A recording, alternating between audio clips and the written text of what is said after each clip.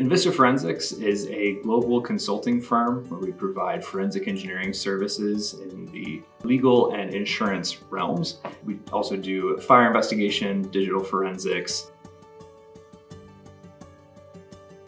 I am involved with new technologies, and I also serve as an expert witness myself for any type of equipment failures that may cause harm to either a person or property.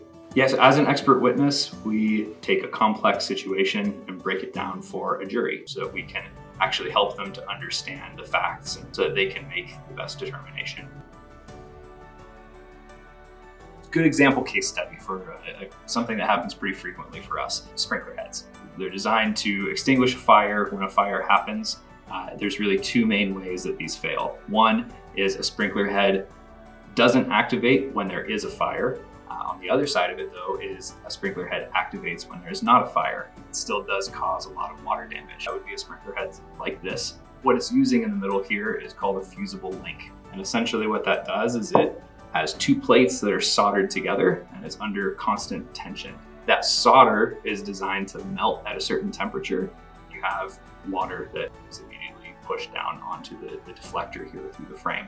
We were dealt with a situation where a fusible link had come apart and they didn't know why. There was no fire, so they wanted us to figure out what had happened. So using the GelSight, we're actually able to go through and look at the surface textures on each of these surfaces where the solder separated and compare. In our case, what it actually was what we call solder creep. And so the solder over a long period of time under that constant tension, it was stretching. You can picture a piece of bubble gum, it's stretching out and becoming thinner.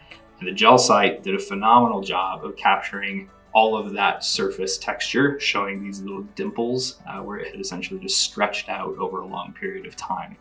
So we were able to show that this was not a one-time event. This was not an over temperature event. This was actually something else, showing a product defect.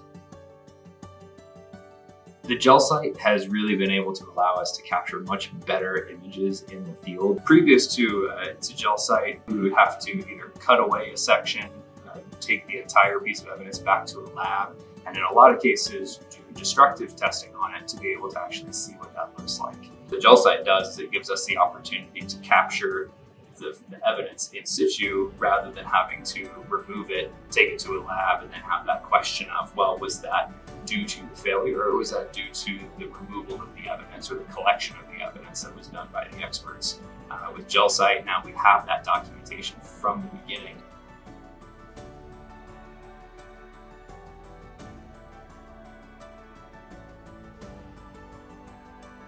One of the first kind of aha moments that we had was the first piece of evidence I looked at with the GelSight.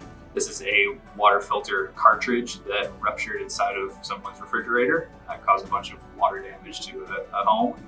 We were asked to determine why that happened.